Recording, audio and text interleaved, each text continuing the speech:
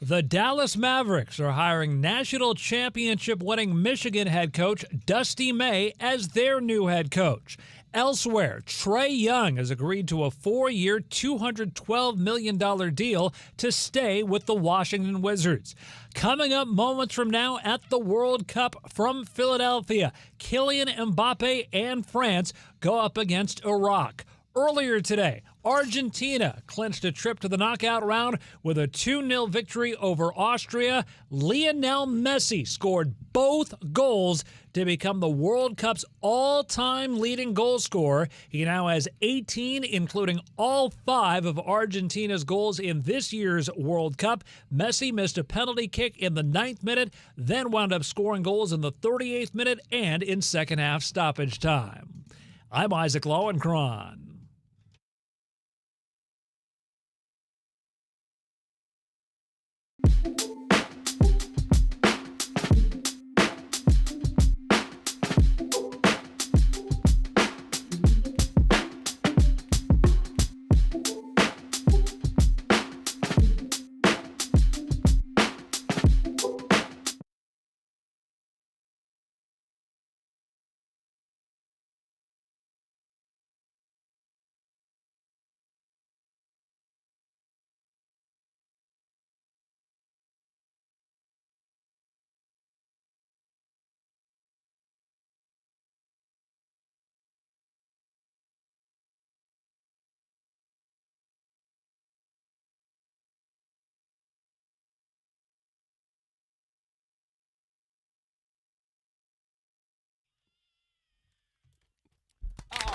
All right, that's us. Hey, CNR on FSR. Hell yeah. Hope you had a happy Father's Day weekend. Let's have a great Monday, a great week. Summer's officially here. It's officially summertime, so Rich is rocking some, well, they're called undernut cut, the undernut cut super short shorts. So, yeah, summer's here. What do you want me to wear? And we hope you had a nice one. Hope you enjoyed your soccer, your Juneteenth weekend, your Toy Story 5, #1 in the box office. And, of course, like we said, all the great soccer and baseball over the weekend. Hopefully you're having a messy type of Monday. A messy Monday. Yeah, I hear he's kind of good. Oh, yeah. And a NASCAR race on the base. I was just going to say, we had such a blast in Coronado. Let's be rocking out. If you missed our Friday show, we did it live from NASCAR, the Unsung Heroes. We were at the Naval Base in Coronado. So cool. Such a great time. If you missed any of it, catch it on the YouTube page. We're actually streaming there live right now as we speak, so you could see Danny G. You could see Isaac Lowenkron. I can't even see. Is that Sammy Sweetheart? All I see is a reflection right here. Is that Sam? Ryan is in for Sam today. Is that? Oh, right. I saw Ryan earlier, but I honest to God cannot see if he's there right now. Wow. Unbelievable. It's not what you think, dude. It's the reflection. Why would I say that? Wow, we just had Juneteenth too, pal. Ryan, Covino doesn't see color is what it comes down to. There's a giant lighting reflection right across. I already said hi to Ryan, but I wasn't sure if he was actually here in for us or not. They both have afros, so it's understandable. Exactly. By the way, the fact that you can't tell the difference between... Will you get your big fat head over here and see where I'm seeing? Iowa Sam, who looks like Ed Sheeran's weird brother, and Ryan, who looks like who does Ryan look like? Who do you get a doppelganger of, Otis Ryan? Sistrunk of the Raiders. Sure, dude. Whatever. Google it. Someone we know, Danny G. That's usually how doppelgangers work. Well, anyway, Sexy Ryan is on the ones and twos, and it's always a pleasure to have Sexy Ryan here. We're Covino and Rich on Fox Sports Radio, 877-99 on Fox. Now, speaking of sexy. Ain't that right, Sam? I mean, Ryan. The big sexy Papi will be here later on today. Big Papi Trivia. We got some baseball trivia, giving away prizes. We got to talk Rafael Devers. And, of course, the big story with the Mavericks. But you want to kick it off, Rich, with Giannis. You said Maverick like Sarah Palin. Maverick. So There's some Giannis, Maverick news. And by the way, come here and see what I see. For real. Okay. Come over here. See what I see. There's a big, giant light reflection. Ryan right there. Well, no. You don't see that big, giant reflection over his face. So anyway, honestly, you could see what I see. You could see the show. I'm gonna tell you what I tell my mom. Yeah. Put on your glasses and take another look. At Covino and Rich FSR. At Covino and Rich FSR on YouTube. He looks like James Harden, but with less strippers around him. Yeah, he does look like James Harden with less strippers around him. There you go. That's a good one. Now, speaking of basketball, Giannis is all the buzz right now. Yeah. of course, Dusty May, also big story. But Giannis, we're kicking off with that because we're still feeling all the aftermath of the Knicks parade, man. Friends are still buzzing about it. Friends are still posting about it. I saw a rumor that there's a petition in New York City to change the Hudson River to the Brunson River. Not even making that up. True story. Well, it's not a rumor. It's one of those petitions online. Yeah, there's like thousands of people have already signed it. They're like, who's Hudson anyway? Brunson River. Who's Hudson anyway? Yeah, that's what they're doing. So that's a true story. People are still really riding on that New York Knickerbockers high. Yeah. Well, you know what it does? It proves the Covino and Rich point that we make every year. Teams that have a little electricity behind them, teams with that vibe and mojo. Sometimes you have, as you love to mock me when I say, little window. Teams will have a little window to really deliver that championship for their city. And sometimes you miss that window. Dare I say, like the Atlanta Falcons had that year. They're up in the second half, beating the Patriots. The Falcons had a chance. My Niners in the fourth quarter. There's teams that in all sports, they're up 3-1 and they blow it or something. The Knicks won when they needed to win because we do not know what the East will now look like with Giannis if he does indeed go. Well, that's to really the Celtics. The moral of the story here is to, capitalize on the moment because we don't know what's in store for next year. We don't know what's in store with Giannis. We don't know if he's going to the Celtics or the Heat. Most likely, that's what they're saying, but there's no guarantee. But what if he does? Well, they're saying it's going to happen before the NBA draft, which, by the way, tomorrow. Right. So, tick-tock, tick-tock. Doesn't that just change sort of the whole look of the East and what could have possibly happened with the New York Knicks? So it just makes that win even more important because we don't know what happens next. We don't know if they could do it again. Like, it was a battle just to get to this point. This year, can they pull that off 2 years in a row? Or did they capitalize when it mattered during that little window that Rich speaks of? I think when you look at the two possibilities for Giannis, the Celtics and the Heat, living down in South Beach, they've won some titles. They have a good front office. Eric Spoelstra, everyone respects the hell out of that organization. But am I fair in saying that team is a lot farther away from success than the Celtics? Like the Celtics, I don't think there's any question. The Celtics have more trade bait and things they could offer up to the Bucks. I mean, I think that's a pretty fair assessment. Yeah, no doubt. Celtics are primed and ready for Giannis to come in there and automatically compete. Don't you feel like Giannis makes any team better. They're automatically like in the race. They're in it. But I think Celtics would be the spot. The Cron. Don't you feel like the Miami Heat, if they found a way to get Giannis, what would they even have left then? If that whatever they would have to give up for him? They would probably attract some supplemental players who were really interested in playing with Giannis, and the wild card would be the resurgence of the so-called Heat culture, because the first time, it was, of course, the big three. Heat culture's a thing. Glue guys, Shane Battier, et cetera, they could attract those supplemental guys, too. Yeah, Miami's a place you would want to play, but Boston, I feel like they have a lot to work with. So I think it's a matter of timing's everything. Yeah, because if the Knicks didn't do it now, who knows if and when they could have done it. I think, we always try to tie it into something personal. Rich and I got an amazing opportunity to get into talk radio at an early beginnings of satellite radio. I think for us, the timing was perfect. Maybe not when it comes to I don't think finances, but we had an opportunity because no one cared at the time. But I think, if we were in our early 20s now trying to do a show, it would be like, hey, do your own podcast and hope it works out. That's exactly my point. For example, imagine Rich and I were starting off in radio now, and we wanted to do our own talk radio podcast. And we're in meetings like, well, what's your show about? And we said, it's about guy stuff. They'd be like, yeah, right. Join the 8 million other shows and get in line. Nice try. Good luck trying to make it. And, of course, the cream rises to the top, but timing's everything. Yeah. And the Knicks, the longer they stuck around without winning, the more competition, the more competitive the East would get. So thank goodness they won when they did. Like, look at the Seahawks. Dan Byers, Seahawks. That's such a competitive, not only NFC, but even the NFC West. The Niners are going to be healthy, added some pieces. The Rams are all in. So had the Seahawks not figured a way to win last year, do you think that, like, there are some people that think, man, the Seahawks could very well be in third place this year, fresh off a Super Bowl? Just think about all the teams that capitalized before dominance began. Like whoever was winning before the Bulls went on their run, whoever was winning. Pistons got a repeat in there before Jordan got to where he needed to get to. Golden State went on their run.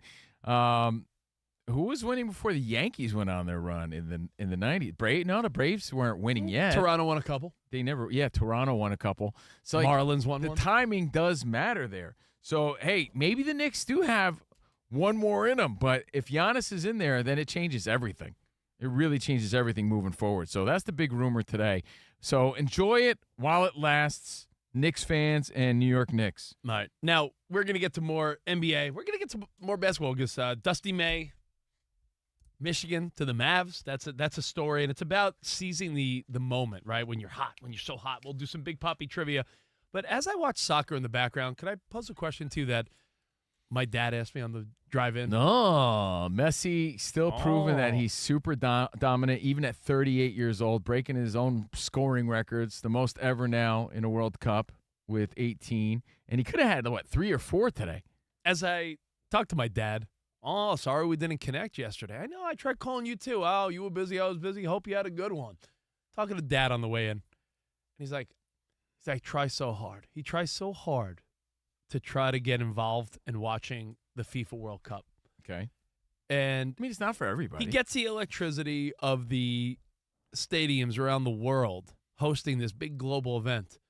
But he's like, do you know how frustrated I'd be if I went to a game and it was 1-1 or 0-0 tie?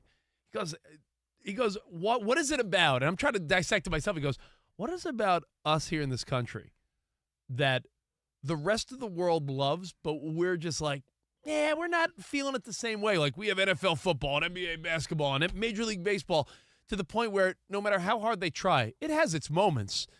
But why can't we, like this game right now, France and Iraq, I know it's early, 10 minutes in, 0-0, but do we just need more? Is it our attention spans? Like how does the rest of the world love something so much that we start like? At a really early age because all it takes is a ball.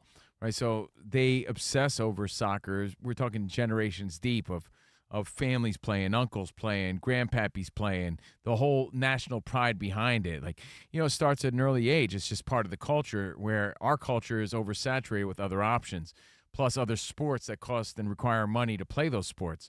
So it's a little of all those things. We're just not. I can't put it or narrow it down to just our attention spans. Of course, we love more offense, but let me compare it to your if He-Man a game analogy. has 4 points, 4 goals, that's 28 football points for the most part. I know. We've seen a lot of that. No, I know what you're saying, but it's like the same. Your He-Man analogy. Covino is a huge Prince Adam fan. Yes. He-Man. Yes. And you are baffled as to a show that meant so much to us as kids. And the movie that's getting like rave reviews, still no one's going to check out, but they're going to see Disclosure Day and the new Scary Movie. And, people are watching Toy Story 5 made trash. $160 million over the weekend. Disclosure Day made 17 at number 2. He-Man was number 6. But there hasn't been a movie, Rich is right, where the ratings are through the roof. It's like 90% on Rotten Potatoes. And the fans that did go and see it are loving it, yet it's not making any money. Not enough people are going out there. Gen X is staying home, not going to see it, waiting for it to come home and stream. So it's like we live in the upside down. We love trash. We love garbage. We love Love Island and America's Sweethearts. At least I do. We love upside down. We love backwards. We relish in nonsense. Meanwhile, there's a lot of quality things and great things out there that we sleep on. That's just how it is sometimes. But I think there's more of a cultural. It's just a cultural disconnect. Is it a complete cultural disconnect? Yeah. Danny G, what's your explanation as to we could have these games on? And we're oversaturated. You'd have fun if you were with your buddies watching, but you could say that about so many things. What is it about soccer that the world just feels differently than we do? We try very hard, man. This is a 50-plus-year-old. And again, I got to say this, Rich, because you're going to get backlash. No, I'm not. Rich is painting in broad strokes here. There's a lot of passionate U.S. soccer fans. No, I'm just saying. But we're talking in comparison to U.S. football. And by the way, from the US time we were little kids, dude, is a drop in the bucket compared to the worldwide popularity of FIFA soccer, No, but World Cup soccer. What I'm saying is, there's a goal right there. Yeah. Is that Mbappe? Yeah. Look at that. France up. Sweet. 1-0. Yeah, that was exciting. I guess. 1-0. No, but I wonder that what is that disconnect? Is it that we didn't play soccer the way the world played soccer as kids? That's a big part of it. It's the same reason why some of us are a little disconnected from hockey, because I didn't grow up with NHL, and so to this day I'm learning the rules and I'm trying to get into it. Same as soccer. I didn't grow up watching soccer on TV either. So we also, as Americans, we love scoring. Why do all the rules in the NFL right now favor the offense? Because we just love that action. We love high-scoring NBA games as well. We like three-point shots Yeah. and home runs and touchdowns. And there is action, obviously, on the soccer field, but there's a lot of in-between time. And we like the scoring goals. because we have pea brains and we're oversaturated with so many things that we need that excitement. And that's just fair. Like when you have so many big-time American sports and leagues and things going on, I mean, just this weekend, think of how many things were going on this weekend between NASCAR and baseball and football and everything else. You need high-scoring games to keep our attention. So, and in other countries, Rich, all you have is a soccer ball, and all you need is a soccer ball. And there's so much pride put on it. Again, cultural pride that we just don't have in the same way, and that's not a knock. No, like Michael hit us up on the intro chat. I'm reading some people saying, don't include me in your we. See, I told you. But Michael said There's a lot of people that do love it. But he goes, it's wild that I will get locked into the World Cup, but when it's not World Cup time, I'm not watching any random soccer. What's up, Isaac? I think another distinction is the fact that we had a head start on the world on sports that originated in the United States. In basketball, American football, and baseball. Soccer, meanwhile, is something that originated in the rest of the world, unlike us having a head start in those three sports. It's like the equivalent of us having the head start in ranch dressing, and now the rest of the, The rest world of the world catching being like, on. Yeah. No, I you're- need you're right, ranch Isaac. dressing. Yeah, And we the as rest- Americans, Did you and see this is no knock, we're all proud to be an American. We don't like things we're not the best at. And Rich. we're just not the best at soccer, so we're like, yeah, whatever. American football's better. I know you guys saw the story of how TSA confiscated all the different ranch bottles. I was just going to bring it up. People from all over the world are fascinated with our love, and they love ranch dressing. So all these international travelers that have come here for the World Cup, TSA is having to be like, yeah, you can't bring the ranch on the plane. Check it or not. The fact that they're confiscating ranch dressing is a great analogy. Yeah, we might not be the best in soccer, but we've been great hosts, and our team looks solid. But that also answers the question. We established the grandma rule on Overpromised, our bonus show, and here on Fox Sports Radio. The grandma rule was there's so many American fans wearing other jerseys, other countries' jerseys, is because we're the melting pot of all these nations, right? That's what America is. So why are people quick to rock a Mexico jersey or an Argentina jersey or a Senegal jersey? I know Danny G's a big Senegal fan. Why would you rock those jerseys as opposed to the U.S. jersey? The grandma rule is if your grandma had a thick accent, she spoke that language. It has a couple recipes. She has a few recipes you grew up on. Yeah, you're going to root for that country, but never root against the USA because that's where you live and prosper. That's where you do your thing. That's the grandma rule. But there's another part of that. And the other part is, yeah, you could rock that Mexico jersey or that Argentina jersey because, honestly, they want it a hell of a lot more than the U.S. They just do. It means that much more to those countries, I should say. Yeah, I don't think It the means players want it more. Yeah, so I let me think rephrase. the It fan means bases are more. Yeah. so much more to the other countries than it does to the USA. And that's no knock. That's the truth. I'll give you another worldwide example. What would mean more to you, the What U.S. would- winning the World Cup or your favorite team winning the World Series or Super Bowl? Exactly. My favorite team winning the World Series. Absolutely. And I think most people would say that who are fans of a certain team, not just casual, soccer fans. Do you know anyone that would In answer the World US? Baseball Classic, did it mean more to Mexico? Did it mean more to Venezuela, who won it? Or to the United States team? Players or fans? The fans. Then, yes, foreign countries. It means so much more to them, so they're easier to root for. Their passion levels are just next level compared to ours when it comes to those international competitions. Just a thought as I watch, But I mean, soccer like, out of the background. shouldn't knock himself if he's not into it. You can't. It's like a TV show.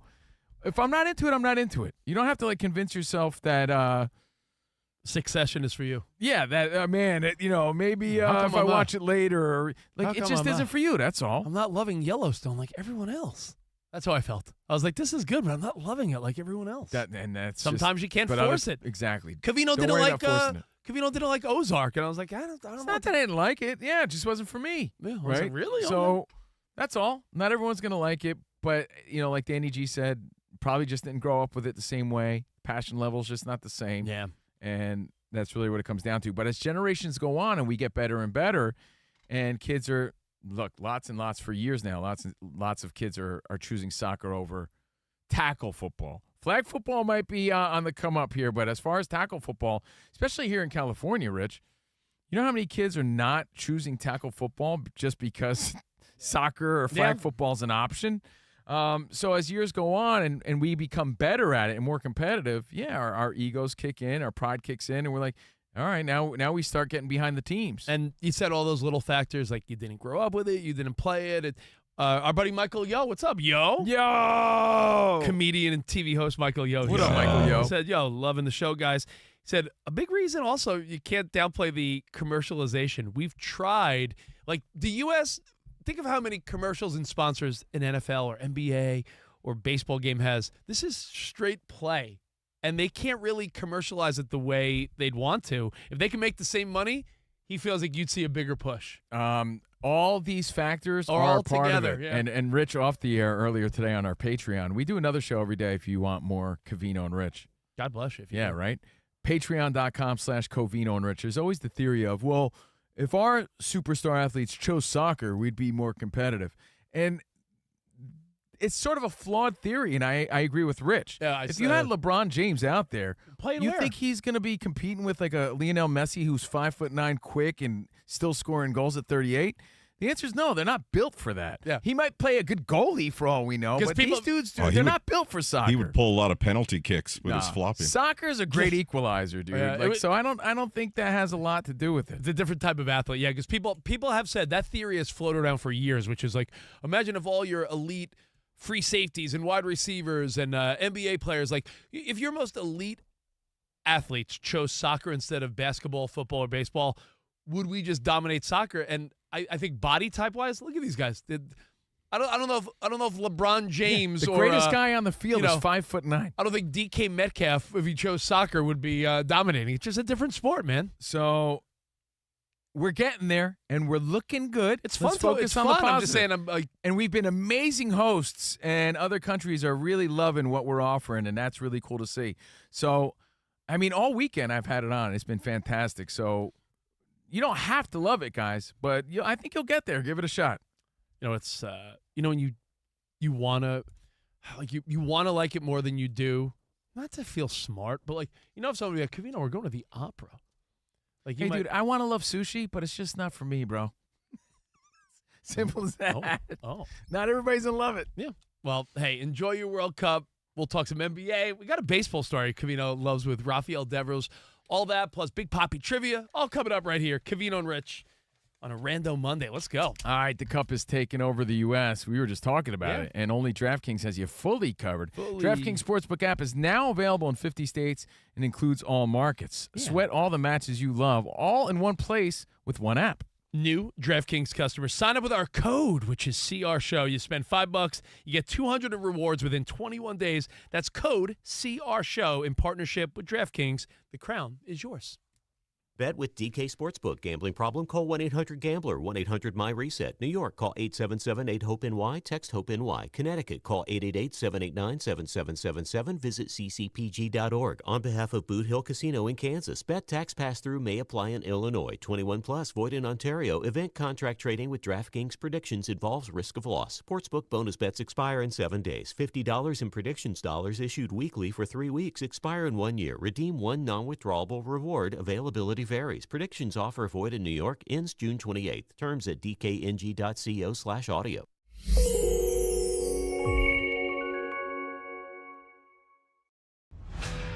Hey, we're Covino and Rich from Fox Sports Radio, and you watch the drivers, You watch the cars. but these are the people that make race day happen. Veterans and military families you've never heard of. This is Unsung Heroes. Take a look. Around the track, there are military veterans who never stopped serving, only changed uniforms. There are definitely similarities between the NASCAR industry and the military. You have the ability to work as a team. That's a big part of what you learn while you're in the military.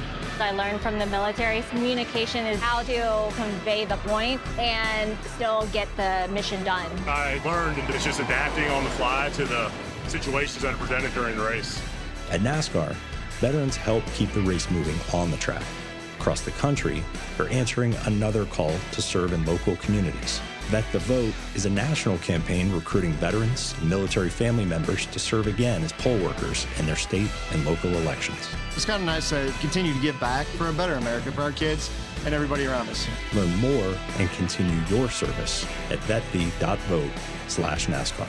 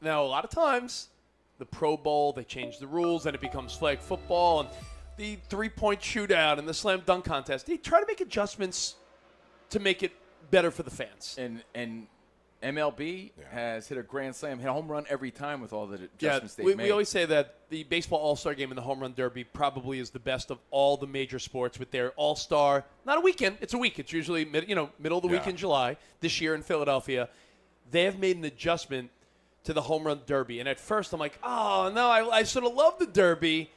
But the rules they made. The Derby, in our opinion, is the greatest, how do we put it, like sporting event. It's not a real game. It's just an event. One of the greatest sporting events we take part in. It's always such a blast. We always talked about how in the 80s, before the superstars decided not to participate, how the slam dunk contest was the thing. When it was Dominique Wilkins and Michael Jordan.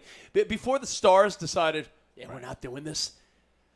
The Home Run Derby is where it's at. And I was a little nervous at first. So unless you're the person that totally hates change, when you see the new rules, Bill Maher style, new rules, I think you're going to say, wow, this might make it even better.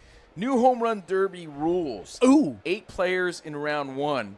The top 4 advance to round 2. Now, already, I like that. You know why? Well, I feel like they're simplifying it. Well, do you remember it would always be like matchups? And sometimes a guy would hit a ton of bombs, but he matched up against the other guy hit a ton of bombs. Exactly. And some guy that hit like 8 home runs advanced just because he played against another low scorer. So I like the idea that it's no like matchups. Again, 8 players in round 1.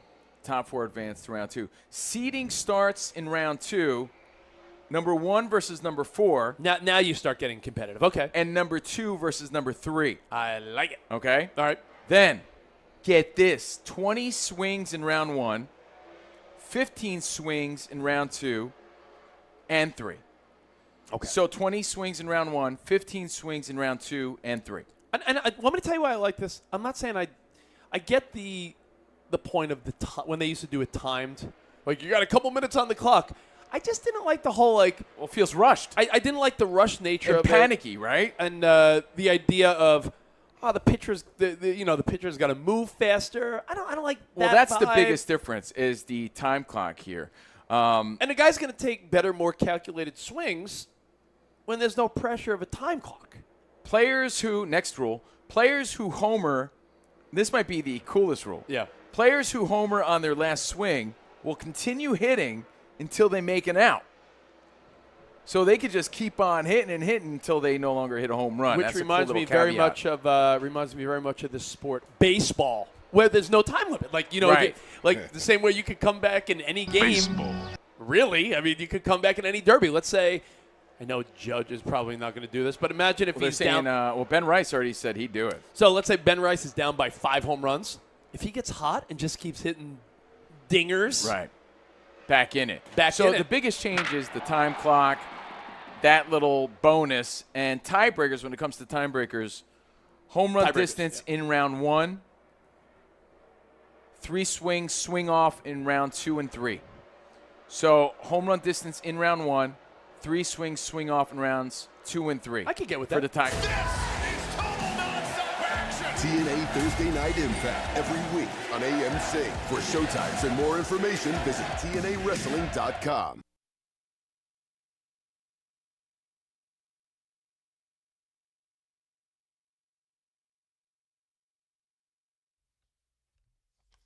Welcome back to the Showgram program, Covino and Rich. Happy belated Father's Day. Shout out to all the Fox Sports Radio fathers. And by the way, thank you to everybody that joined us on Friday's show. If you missed Friday's show, live from the Naval Base in Coronado at NASCAR, it was awesome. Definitely catch it on the YouTube page, Covino and Rich FSR. Did you see who we missed by mere moments at that naval base in Coronado? A bachelor party. Yeah, Jason and friends, Jason Kelsey and friends, threw a party for Trav. And missed those meatheads. They missed us. They missed us. Well, And I don't want you guys to miss us. At Covino and Rich FSR. Check it out. We had a blast, dude. It was such a great time. yeah, they ended up going to see a show from Dave Chappelle. We went out for a nice dinner. That's right. There Caught you up go. with real friends. The Cup has taken over the U.S., whether Rich believes it or not. It is. And whether Rich's dad believes it or not. hell no. I'm just saying it's taken over. I just wonder if some have a little disconnect still. And only DraftKings has you fully covered Well, right that's a way now. to get involved. Use the promo code CRSHOW to claim your special offer at DraftKings. Again, that's promo code CRSHW at DraftKings. The crown is yours. And Tire Rack, they've been helping customers find the right tires for how, what, and where they drive for over 40 years. Ship fast and free, backed by free road hazard protection, convenient installation options like mobile tire installation, TireRack.com, the way tire buying should be. Americans also don't like names they can't pronounce. I'm serious. Like, you know how many times there's a disconnect with hockey or UFC fighters just because you don't know how to say the names? You are a big fight fan, and every Friday when you tell us what fights to watch, I watch you struggle through the names. It's not even that. It's a tune-out when you don't know how to say them. Not for me. I love a great fight. I don't care if I can say his name or not. But for a lot of people, it's like, yeah, whatever. Foreigners, it's like your subtle, non-hating racism kicks in. Can't pronounce any names. I'm serious. That's part of it. But World Cup has been next level. It's been a lot of fun. I think Messi had a hell of a day today. The guy's just scoring goals left and right. The backdrop to me is He has more goals than most countries in the World Cup right now. You know, I think the backdrop, as of now, have been the games, and I think what's in the forefront is the amazing showing of international travelers and fans here in the United States supporting their countries. How Scotland took over Boston, and I do hope you know, understand that worldwide, like the mammothity of the World Cup, trumps every other American sport, probably combined. That one story I referred to, I believe it was last Thursday, the Cape Verde goalie had 40+ thousand followers and probably dollars. And overnight, he shut out Spain. It was like a $900 team played a $9 billion team.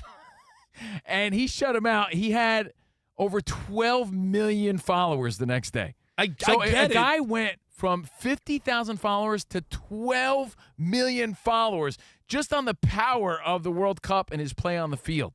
Like I'm not doubting it. When you talk about the most you can't famous, do that in American sports. When you talk about the most famous people on planet Earth, it's always led by a few soccer players before you get to the LeBrons and Stephs and Aaron Judges and Tom Brady's of the world. You always hear people like, well, you know, of course, after Ronaldo and Messi. So I get it. I'm just wondering how, after all these years, because I feel like since before we were born, 60s, 70s, people were still saying like, the U.S., Soccer's, don't worry, it's going to happen. And I just feel like, yes, we watch the World Cup. We're being amazing hosts from what I'm saying. But will we ever love soccer the way we love our other big sports? I think so. I do. Okay. I don't. I do as generation. I want to say softer generations with different interests come up the ranks. I think it's a great excuse to party. And don't get me wrong, I'm saying that in a fun way. Like, you get together at the bar with a bunch of friends, men and women, watching some World Cup, having some drinks and stuff. How is that not fun? I'm just saying, I think it still has more of an Olympics feel to me than like you're passion. Also, again, Rich is also a guy. He's a chip off the old blockhead. He's his dad's son. You just admittedly said that your dad has no interest. Of course you don't have the same interest, but there's a lot of Americans, a lot of people that do. Does it compare to the interest of the other nations involved? No. But there's a lot of people that really love it, bro. Let's go to the phones and we'll wrap it up. Because Rich's dad does pose a solid question. What do you think the real meat, like the real answer is to why we don't have the same passion levels as other countries or interest levels? Who we got, Danny? Let's go to South Dakota. Jimmy, what's up, bud? Hey, boys, love the show. Two quick things. A, I love watching Japanese people try Texas brisket for the first time. It's hilarious. Dude, I've seen that. Those big giant briskets and ribs and barbecue. I mean, that's the latest. First it was Big Gulps and Taco Bell and Popeye's chicken. Now you saw the dude celebrating after his first bite. Yeah, it's so great. It's really, really endearing. It really is great to see. Japanese and barbecue. 100%.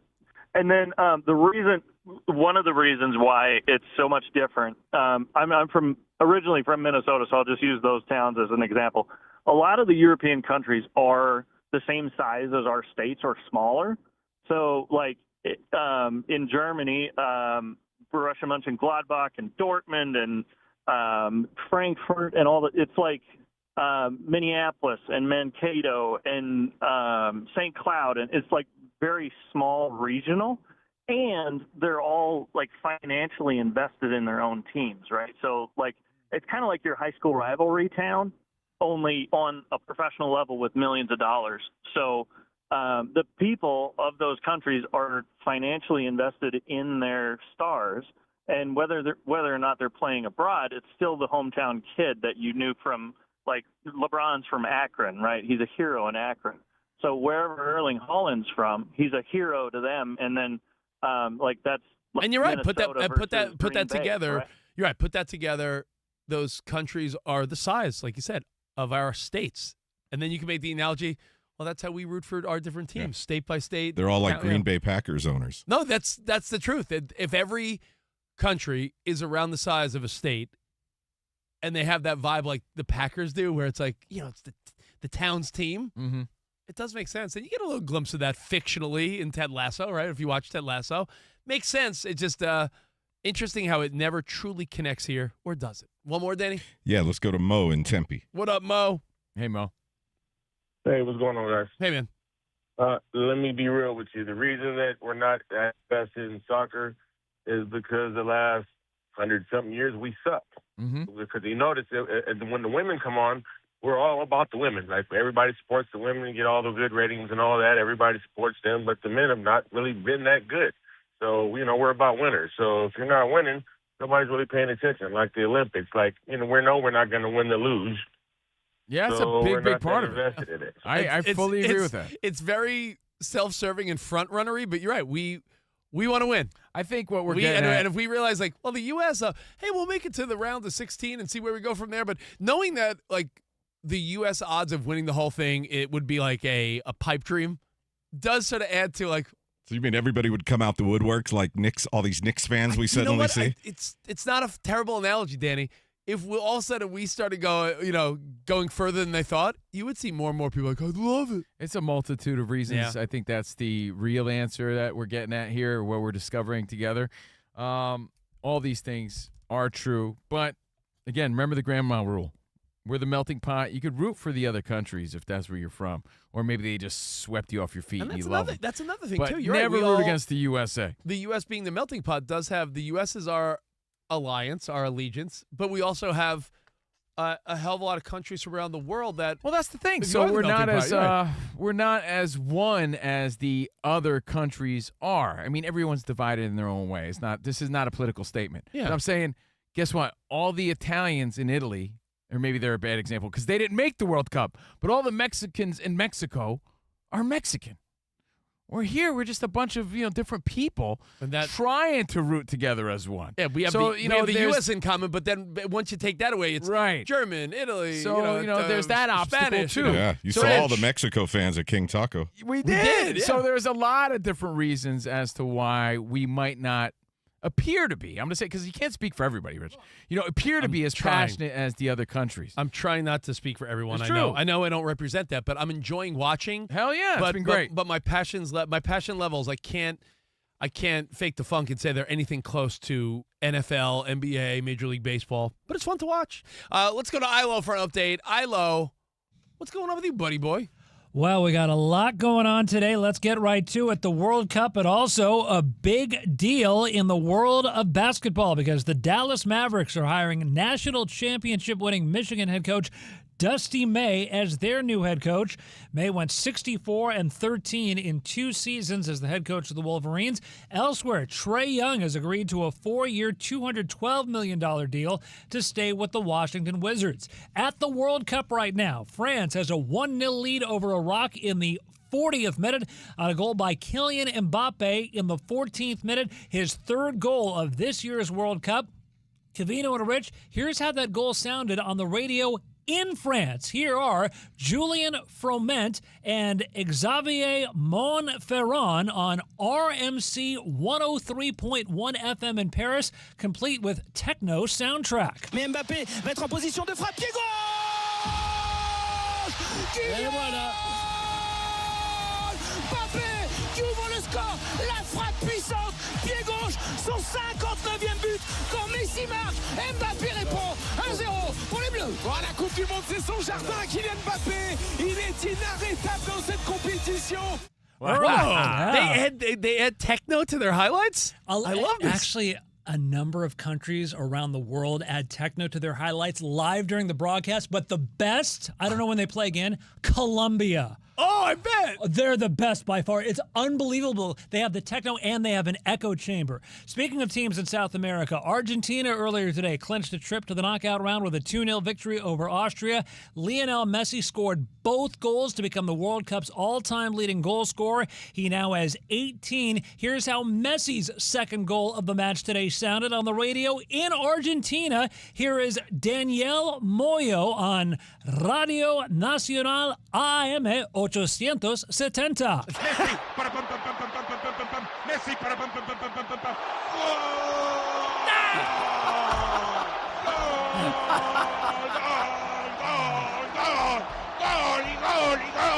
Gol, me quiero morir por Dios. Gracias Lionel. Gracias Lionel. Gracias Messi. Gracias Messi. Argentino levanta las manos hacia el cielo. Levanta las manos. Nosotros tenemos que levantar las manos hacia el cielo y decirle gracias a Dios por permitirnos ver a pedazo de jugador de fútbol. And our own Monty Bolaños actually translated this for us earlier. The guy was saying, raise your hands to the sky and thank God for allowing you to see Lionel Messi. Back to you. I love that. I heard a in there too, though. All I think about is how, Gary Cohen, Michael Kay, Joe Davis, we got some work to do, fellas. Bring that to the U.S. Yeah, baseball maybe or something. that's the real reason we're not as passionate. We don't have guys like that getting us fired up. Well, hey, thank you, Ilo. Great update. We got more Covino and Rich live from the Fox Sports Radio studio next. If you're skilled in manufacturing, your next job shouldn't be hard to find, and it shouldn't slow your career down. Express Employment Pros connect skilled workers with contract and full-time manufacturing jobs at companies that need talent right now. Go to expresspros.com to find a location near you. Your Express office understands manufacturing and works with companies at every level of production. That means real opportunities for machinists, welders, assemblers, quality control inspectors, maintenance techs, product managers, and more. Express Employment Professionals. For your job search, you're working with a staffing leader in manufacturing backed by global resources with local teams who knew the industry and the employers in your community. Dude, now you're bringing it. Whether you're looking to build your skills Or take that next step in your career or find the new opportunity in marketing or manufacturing. Express is ready to help you connect where it's needed most. The online job search can be frustrating, a black hole of applications. All right. Visit expresspros.com. Find your local Express Employment Pros office today. Yep.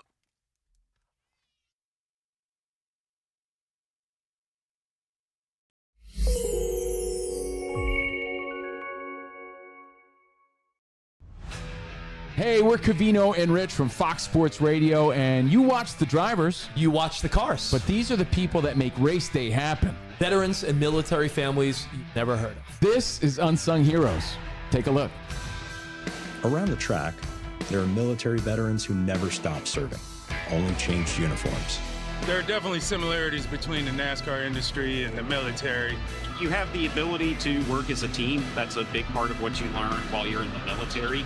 I learned from the military, communication is how to convey the point and still get the mission done. I learned that it's just adapting on the fly to the situations that are presented during the race. At NASCAR, veterans help keep the race moving on the track. Across the country, they're answering another call to serve in local communities. Vet the Vote is a national campaign recruiting veterans and military family members to serve again as poll workers in their state and local elections. It's kind of nice to continue to give back for a better America for our kids and everybody around us. Learn more and continue your service at vetv.vote/NASCAR.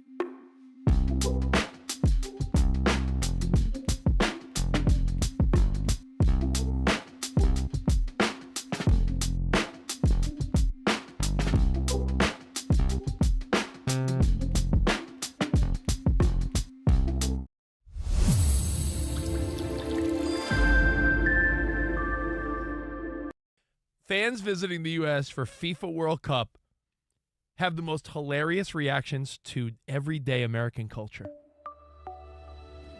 Things that we see every day, they're like, wait, what? Yeah.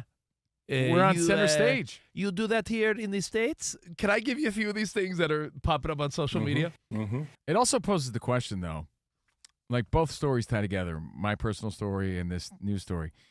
It's like, if you had people coming to visit you or you just happen to bump into some foreigners here for the World Cup, where do you tell them to go? What do you tell them to do? Yeah, but I think that is even a bigger question, meaning when you visit foreign countries, they're usually significantly smaller than the United States in general, because I'm always fascinated when someone, let's say you were born and raised in Barcelona. Or Greece. You're in Athens, or you live in outside of Rome. If you ever visit the United States, are you choosing New York, Miami, Vegas, California, Texas? Like where you choose here is even so different. I heard that no one out-pizzas the Hut. Will you? Is that true? Is this true? Can you take me, please? I hear the chicken is a finger-licking good. I must test. Will you please take me, please? Por favor. Little Caesars, the pizza? How do I say it? Yo quiero the Taco Bell.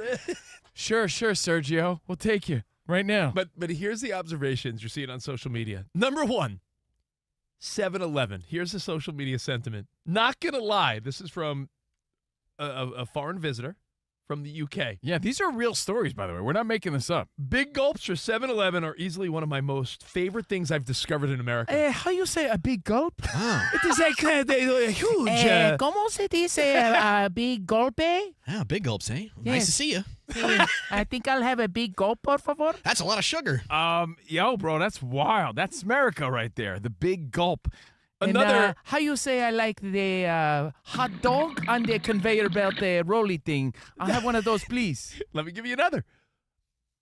A World Cup fan visiting from Sweden. Her name is Elsa. Went viral for her endearing reactions to America comfort food. She said, "Why did no one tell me? Or why is no one in Sweden aware of ranch sauce? Or as you call dressing." That's a she big goes, deal. Europe, we need ranch ASAP. Yeah, they do. Europe and in Asia, dude. I just came back from Japan and Korea. Two things. Our 7-Eleven pales in comparison to like Japanese or Korean 7-Elevens. That's a way of life out Right, there. doesn't Japan open or don't they own the 7-Eleven brand? Dude, their 7-Elevens are like a way of life. Like you have to go and get. Or when that guy walks in the room, again, build it like Beckham. From living room to lawn with Home Depot, and take the fast free delivery assist. The Home Depot, official FIFA World Cup 2026 supporter, subject to availability. While I tell people about Weeble, their financial portfolio. Pick that up over there. Yeah. Oh, you dropped a name? Oh, yeah. David Beckham? I loved Jeez. it. I loved it. Oh, you For interviewed once, Beckham? Rich didn't think he was the best-looking guy in the room. Rich was humbled the second he walked in. Can I tell you? Let me tell you a quick Beckham story. His kids may not like him, but I liked him. Oh, yeah. I thought he was a gentleman. My sister's a soccer fan because her husband's from Morocco. Would you believe David Beckham was kind enough? He goes, "Hey, give me your phone, mate." He might have said mate. I'm not sure.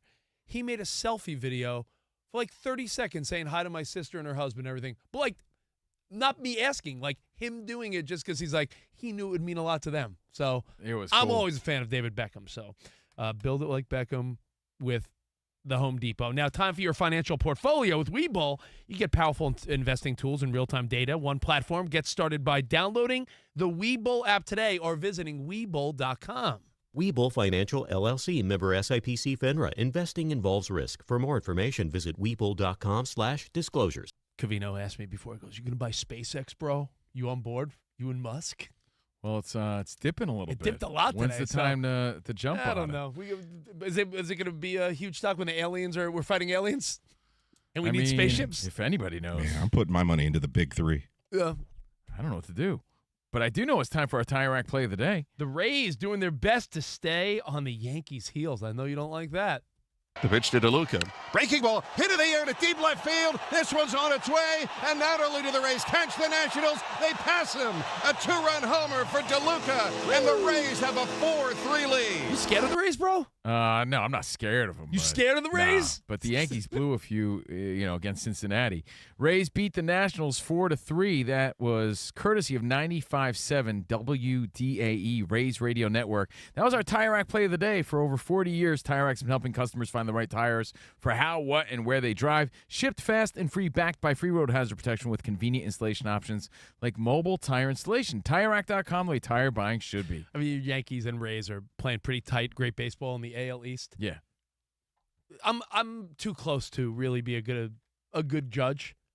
But Danny, you're a big Dodgers guy, Yankees fan, Covino. It's all good. We have our own good judge. We don't need you. Well, he's not so good right now. Yeah, I mean, but he's still better than you.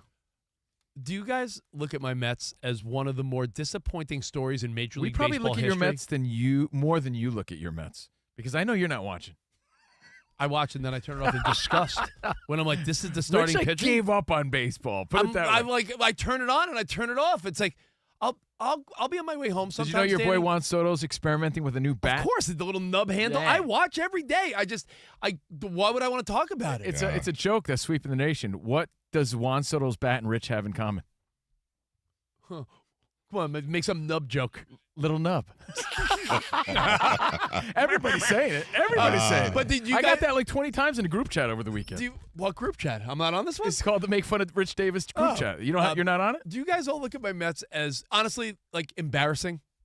Is that the sentiment? Every time it feels like they're going to get back to 500, they take 2 steps back. It's like 2 They steps are forward. 14. Your team is 14 and a half doubt. games out. Every time they show any sign of getting back on track, they fall right off it. Yeah, every time. It's like, wow, the Mets won 3 out of 4. Yep. Then they lose 3 in a row. In disgusting fashion, that's the thing. So speaking of baseball, there's a big Rafael Devers story that sort of has people divided in a way.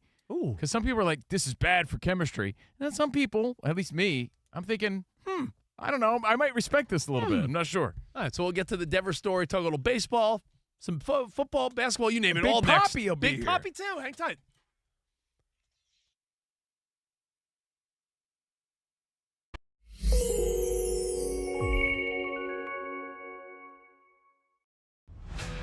Hey, we're Covino and Rich from Fox Sports Radio, and you watch the drivers. You watch the cars. But these are the people that make race day happen. Veterans and military families you've never heard of. This is Unsung Heroes. Take a look. Around the track, there are military veterans who never stopped serving, only changed uniforms. There are definitely similarities between the NASCAR industry and the military. You have the ability to work as a team. That's a big part of what you learn while you're in the military. I learned from the military communication is how to convey the point and still get the mission done. I learned it's just adapting on the fly to the situations that are presented during the race. At NASCAR, veterans help keep the race moving on the track. Across the country, they're answering another call to serve in local communities. Vet the Vote is a national campaign recruiting veterans and military family members to serve again as poll workers in their state and local elections. It's kind of nice to continue to give back for a better America for our kids and everybody around us. Learn more and continue your service at vetv.vote/NASCAR.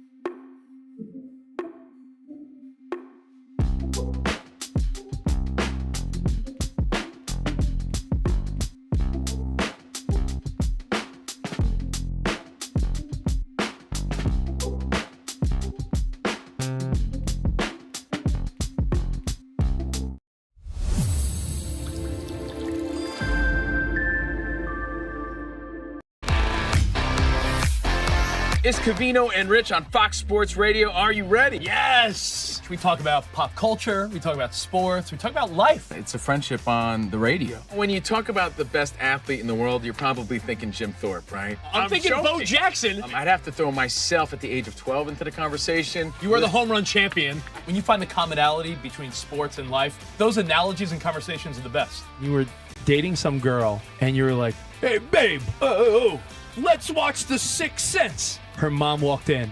Can you believe he was dead the whole time? I wanted to get up. Well, slow down, Dana White. I don't want to say It's never boring. If the Chiefs win, Sorry, Patrick Mahomes here. What do you mean by if the Chiefs win? Our friendship is real. It's authentic. You can't fake the fun. we're the type of guys you'd want to hang out with at a sports bar. Best way to pick someone up at a bar? Yeah. Go up to a cute girl and say, oh, look at that bozo over there. And I like point to you. We could make fun of each other, poke each other a little bit. I call him Blubber Lips, Rich Davis, because he never stops talking. He thinks he's the Mexican Fonz. Yeah. At any point, he's wearing a chain. You have a chain on? Always. Of course he has a chain on. That's like asking me if I'm wearing cologne right now. Of course I am. We take a lot of pride in being inclusive and interactive on our show. Just the more the merrier. Josh, Covino thinks that every man should own a leather jacket. I only wear vegan leather. Can you believe this guy? I can't believe this guy. We have a very special connection with our audience, our listeners. People feel that friendship. And I appreciate y'all's show. I love it. It's all for you. Thank you.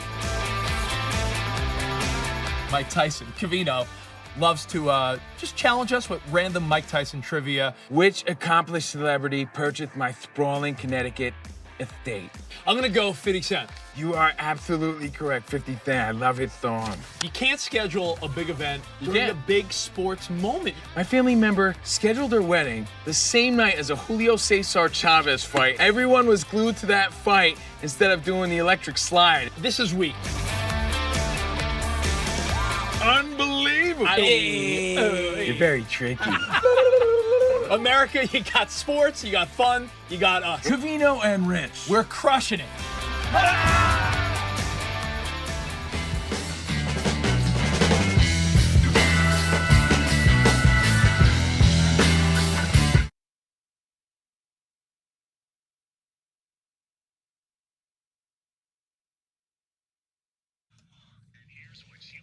In the NBA with Giannis Antetokounmpo in the center of trade rumors, Antetokounmpo himself posted on social media just moments ago, quote, "God, I trusted you at the beginning and I will continue to trust you throughout," unquote.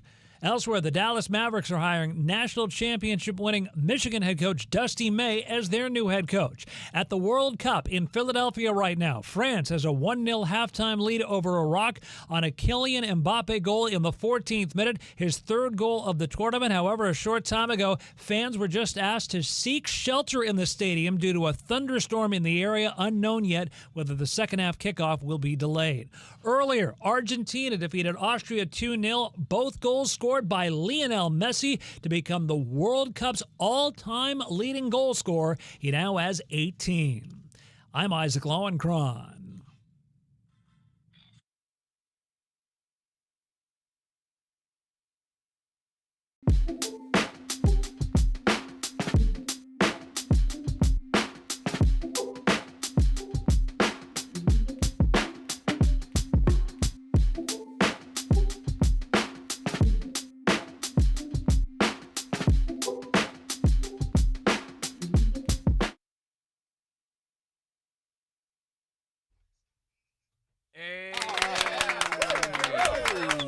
Fresh from the NASCAR race, the naval base in Coronado is Covino and Rich. That was a fun time, man. We had a great time. If you missed the show on Friday, catch it on YouTube at Covino and Rich FSR. Streaming live right now, so the chat's popping. What up, Michael and Gus the Bus and Scott from Mayor and Coleman Johnson, Wes from Idaho, everybody chiming in saying everybody knows the Rich Davis Juan Soto joke. Everybody's talking about it. And this hour, Big Papi stopping by. What's it talking about? He's got trivia, baseball trivia. Big Papi giving away our summer prizes, the grilling apron, and more. We're also going to talk, speaking of baseball, Rafael Devers and maybe Brandon Marshall. But first, we got to rock out. Summer's officially here. Hope you had a nice weekend. Let's get into it. Broadcasting live from the Fox Sports Radio studio. A lot of soccer this weekend, Rich. Upgrade your FIFA World Cup 2026 setup. Build it like Beckham. From living room to lawn with the Home Depot. Ooh. And take the fast free delivery assist. The Home Depot, official FIFA World Cup 2026 supporter, subject to availability. You think Giannis has a preference, Miami or Boston? Dang. Does everyone always have a preference? Like, I'd rather hang out. You know, you go to a restaurant sometimes. Where would you rather hang? I'd rather hang in Miami. Of course, but do you want to win? Then you go to Boston. Yeah. Depends. Well, it's like does he want booty or does he want to win? You ever go to a restaurant, you're like, do I get the cheeseburger or the Reuben? Or you're like, do I get the chicken parm or do I get the penne vodka? Like, you know, not everything's automatic, obvious choice. Like, do you rather go to Miami? Great front office, Spoelstra and everyone there, or do you want to go to a team that's way closer? Either way, if you just joined us, the point is, before the draft tomorrow, they're saying Giannis will be dealt. He will be dealt, and thank God the Knicks won when they won, because it's not going to get any easier moving forward. That was sort of the point, to capitalize when it matters. Where would you want to go, Danny? You're a big NBA guy. You're Giannis. You've won a chip in Milwaukee. You paid your dues. It's time to move on. Do you want to go chill in South Beach and, you know, live that life, or do you want to go to Boston? I mean, Giannis wants to raise another trophy, so I mean, all arrows point towards Boston for him. Yeah, and like Cove alluded, we said last hour, if you're a Knicks fan, the idea of Giannis going to Boston makes you that much happier that you got it done this year. Because you can never take it away now. By the way, you can never take it away. Two side stories, or actually one thing I want to remind people of, is we're Covino and Rich. Thank you guys for hanging out. That's Covino and Rich. good We're reminder. actually filling in for Dan Patrick, so make a mental note. And start making your plans, by the way, because we're going to be doing it 4th of July week. Like, do you know where you're going, what you're doing? I can tell you this. In the morning, 1st, 2nd, and 3rd, you could hang out with us. 1st, 2nd, and 3rd, and 7th. So we got the Dan Patrick hat trick. We're like the Messi of Fox Sports Radio. We got the hat trick. People have said that. On the 1st, 2nd, and 3rd, and one more on the 7th.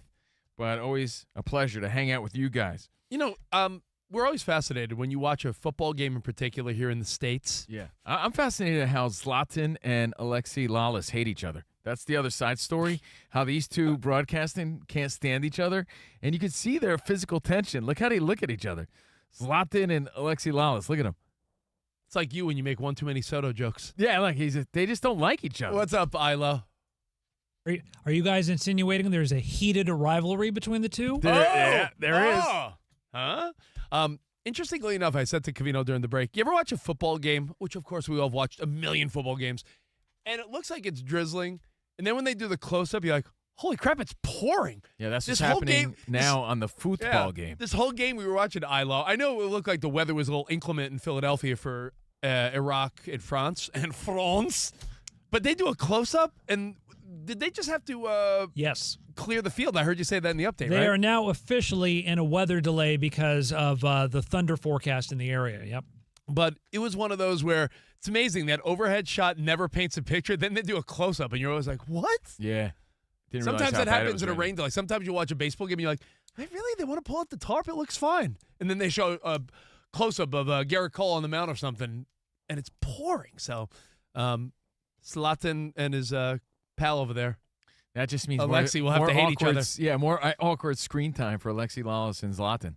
All right, so we'll get back to football and maybe some football because Brandon Marshall's in the news, but Rafael Devers is in the news. We got to talk about this dude. Rafael Devers. Guy's a hit machine. He is. But he's also one of those guys that gets in his own way, it seems. And he's getting a lot of bad press today because the Giants were losing 2-1 in the 9th, and he gets on first, and they want a pinch run for him. Can you just fill in one blank for me? Sure. I know time's flying, and I hate to be that guy, Jay Stu from Fox Sports Radio, who hates when people say time's flying. Mm-hmm. But was it this year or last year when Devers started out like 0 for 20 with like 18 strikeouts? Is time flying? Was that this year or the year before? Year tell me before. that was. You tell me that was like a year and a half ago? That was a year ago. Oh, God. And, obviously the Giants got him from Boston. I was happy to see him leave. But I wasn't sure what. Yeah, I was happy to see him. He actually trimmed up, I think, from last year, at least from what I could see. But the AL East got rid of him. The Red Sox got rid of him. Good riddance. And now he's on the Giants. That was a year ago. And he's on first. And we're going to play the audio for you. But who's on first? Devers. Okay. And they want a pinch run for him because they're down 2-1 in the 9th. Good one, Rich. Okay. So Jonah Cox comes in from the dugout, and he's like, yo, I'm running in for you. And Devers is shaking him off like, no, get it. He's giving him he's shooing him away. Little pinch hitter action? Yeah. Pinch runner action? Yeah, he's like, I ain't coming out He's the like, game. I'm not coming out. Here, take a listen. And let's see if the Giants do send Jonah Cox out there. They're gonna. Great at bat. 0-2. This is where he's shooing him off. To walk. He wants no part of this. And Cox Devers is trying to send Cox back to the dugout. Yeah, Cox didn't know what to do. He's like backpedaling. Cox and the first base coach look confused. He literally waved him away. He did. He does not want any part of a. He didn't want anybody touching him either. Nope. I've only seen this. ticked. I've only seen this one other time, guys. I don't know. Did you? It might have been 1989. Isaac, you're a sports historian. Roger Dorn got hit by a pitch. He went to first base, and they went to pinch hit for Dorn. Wait a minute, Roger Dorn? That's somebody from Major League, right? Oh wait, that wasn't real baseball. Oh, I'm sorry. Yeah, but do you remember that scene where Dorn didn't want to get pinch run for? I think I say Albert Bell though, because Albert Bell got hit by a pitch. It was like, no, I'm good. By the way, when Devers gets to the dugout, he avoids a pat on the rear from one of the coaches, and he walks straight down the stairs. Well, he's visibly upset, and he eventually does walk away. Cox pinch runs for him. Again, they end up losing 2-1, but he also screams and shouts on his way to the dugout into his helmet. You know, he's obviously cursing out somebody and visibly upset, and he walks into the clubhouse. Now, it's clear he didn't want to be pinch run for in that moment. And the commentators go on to say how bad that is for chemistry, and this is just a bad, bad look, and, you know, this isn't a way to build a team, and, you know, this is all about him, this is no bueno, and blah, blah, blah. But when I was seeing this, obviously it's not a great thing, but I was noticing that, man, he really wants to stay in there, because I look at him like a lazy tub of goo. So I was actually. So you were like impressed. Like, yeah, I was actually impressed that he wanted to stay in and run, and be the tying run in this situation and not be taken out. Like, he wanted to play. In today's world, like, we see so much lazy, and there's a lot of. I mean, he's a great, great hitter, but he has like a lazy demeanor about him. To me, he's a great hitter. I'll say that again. But to me, it said a lot that he didn't want to be taken out. Like, man, he wants to play. You got all these overpaid babies who sometimes you wonder if they care. To me, it showed that he cared. And so I agree. I agree with that. I don't look at this as a. I'm just wondering, do you look at it like, hey, good on him for wanting to play, or bad look because that's bad for chemistry, which is what most people.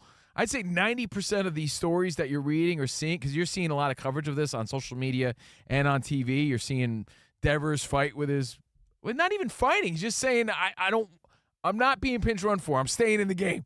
Well, keep in mind how he you left, hate on him for that? He left Boston in a non-fun way, right? Yeah, but pitchers all the time will tell their manager, like, nah, I want to stay in the game. Well, he's just saying, I want to stay in the game. I was going to say, Devers has a reputation a little bit, right, from the Red Sox days, and rubbing some folks the wrong way. But I was going to say exactly what you just said. But there's guys he had like issues with management because they made certain promises and things like that. Well, you know what is there's guys like Max Scherzer. He comes to mind. There's guys that a manager knows, like, don't tell me to come out of a game if I've stated ahead of time, like, I'm okay.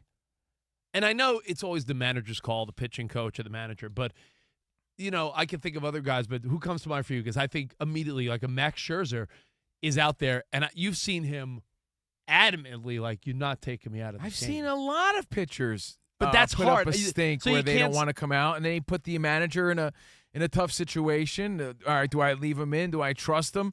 I mean, dude, just recently, a few weeks ago, Ryan Weathers was telling Aaron Boone, no, I don't want to come out. Let me get this last out. I'm not coming out. I'm getting this last out. And Aaron Boone went against his better judgment of, all right, you know what, man? He's a dog. I'm letting him stay in there. And sure enough, that batter went yard, and they lost the game. So it was like, man, Aaron Boone should have stuck with his gut. Would you call that an oopsie daisy? It was a whoopsie doodle. Whoopsie doodle. It was more of a whoopsie doodle. But, I mean, that's just a random example proving, like, it happens all the time, and these pitchers don't get some sort of reputation of being disobedient. But here Rafael Devers wants to stay in the game, which to me is like, wow, what a surprise. That's why you got to take and he gets all this negative press. You got to take the lead of the subjective mind, which is the coach, the manager. In football, sometimes the guy gets a little banged up, and he wants to stay in, and you need the coach to be like, no, come out for a play or so. Because these guys are it's like a fighter, right? What if Rocky Balboa would have threw in the towel? Apollo would be alive today. Yeah, these guys, I get it. Throw it. Right. They remember Duke. What did Duke say? Sometimes they got to be safe from themselves. Throw in the towel. And when Duke said throw in the towel, and Rocky Balboa with his 1980s boss. We can't fault a competitor for being competitive. But Rocky's there. He's got the towel in his hand, in his sweet white boss sponsorship Rocky IV, attire. My boss switcher, I bought it at Chess King, absolutely. He has the towel in his hand. 2 for 1 at Chess King. Me, I got one for me, I got one for Duke, I got 3, I got one for Paulie. Paulie likes boss. But because Apollo... They're right, Paulie. Because Apollo adamantly told Rocky Balboa... Dude, that's what competitors do. I know. They don't want to be taken out. I know. So Devers does that, and he's the bad guy. I mean, that's how I'm seeing it. Everybody else, I promise you, 90%, I'm making this up as we go, 95% of all the press and people talking about the story are like, terrible look, disobedience, and bad on Devers and bad for team chemistry. It's like, the dude wanted to play. When you were a kid, Dude, when you were a kid, your mom told you, come on in, it's dinner time. What'd you want to do? You're like, no. How many times have you want to stay out and play? If you're playing with your kids and you're like, all right, we're going to do, you get 3 more swings. You think it ends with 3 more swings? My son will then be like, no, one more. This is just the adult modern-day version of, he wanted to stay in there. He worked the count. He got on base. He could have been a tying run. Now, I know I used 2 fictional examples with Roger Dorn and Apollo Creed, but nonetheless, it still rings true because no real competitor wants to get out, which is why I think it's always the manager or coach's job to say, hey, listen, I love the spirit. Maybe on that rare occasion where you see the eye of a Scherzer saying, I got one more Jonah batter. Cox was the right move. Devers is no speed demon. We know that. But I do commend it. I'm just saying there's 2 ways to look at it, unless there's some crazy backstory. His screaming and pouting on the way out, that's never a good look, but he did cover his mouth. He put the helmet over his head. He was just upset. He wanted to stay in there. I don't see it the way everyone's seeing it unless I'm missing something, and by all means, that's why we chop it up and get you guys involved. 877-99 on Fox. I mean, to me, it just looks like he wants it. Dude, when you go to pick up your kid, right, and they're playing at their buddy's house, and they put up this stink, and they embarrass you, right? Like, I don't want to go home. Meanwhile, you're there. Like, come on, all right, we got to go now. And I don't want to. You did the grit teeth and grab your back. Yeah, you grab their hand real hard and like, get in the car. Right? But there's a part of you that's like, well, I guess it just means they were having a really good time. And there's something nice about that. Yeah, no one wants to be shown up, especially in front of other parents. It's so embarrassing. But that just means they were having that much fun because that's what kids do. He's a ball player. He wanted to ball. Just so you guys know how this is being viewed in the Bay Area where the Giants obviously are from, the Mercury News, the headline is, a pathetic 9th-inning conflict perfectly summarized the San Francisco Giants' miserable season. Everybody, dude, if you let that clip play, the whole thing is about what a bad look this is. Everybody's positioning it that way. Outside looking in, I'm just like, this dude just wants to play. I don't see the big issue with it. So, again, I might be missing something. I'm not in on Giants baseball gossip all the time. But I can tell you straight up that outside looking in, it looks like the guy just didn't want to be taken out. To me, that's refreshing. I think his past so many dudes that don't want to play. His past reputation might have something to do with it, right? Maybe. So, any other thoughts on it, Danny, before we move along?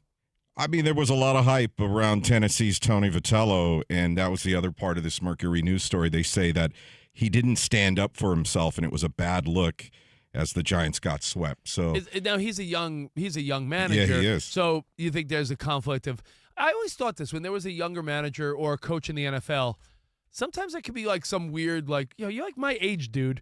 I'm not saying he's undermining his position. Yeah, like almost like Devers, playing for a guy, in his age bracket. That's why, like, a lot of times when you see like an older manager or coach, it's like maybe they garner a different type of respect.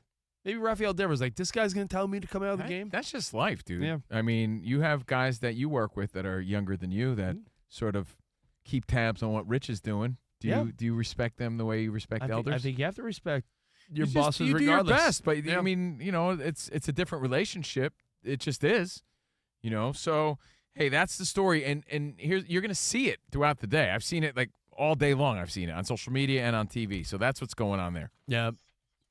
Scott sums it up simply with the player wants to play, but it's the manager's job to make a decision and have it be respected. Hey, he walked off. No, and by the have way, it be respected. It was the right move. There's no question. Devers was not in the right. Cox pinch running in that moment was definitely the right move. They end up losing anyway. All right. Well, hey, we got more Covino and Rich, and if you want to play Big Papi Trivia, another hefty baseball player, we do that. I'm gonna tell him you said that. We do that next. That's where.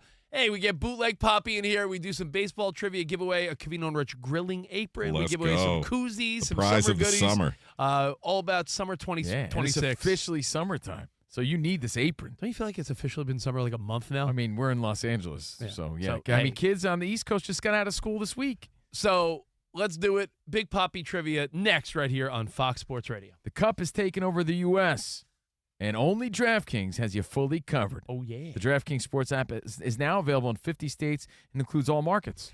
Sweat all the matches you love all in one place with one app. New DraftKings customers sign up with our code CR Show. That's our code. You spend $5, you get $200 in rewards within 21 days. That's code CRSHOW Show, for CR Covino Show. and Rich Show, CR Show. In partnership with DraftKings, the crown is yours. Bet with DK Sportsbook. Gambling problem? Call 1-800-GAMBLER. 1-800-MY-RESET. New York, call 877-8-HOPE-NY. Text HOPE-NY. Connecticut, call 888-789-7777. Visit ccpg.org. On behalf of Boot Hill Casino in Kansas, bet tax pass-through may apply in Illinois. 21 plus, void in Ontario. Event contract trading with DraftKings predictions involves risk of loss. Sportsbook bonus bets expire in 7 days. $50 in predictions dollars issued weekly for 3 weeks. Expire in 1 year. Redeem one non-withdrawable reward. Availability varies. Predictions offer void in New York. Ends June 28th. Terms at dkng.co/audio.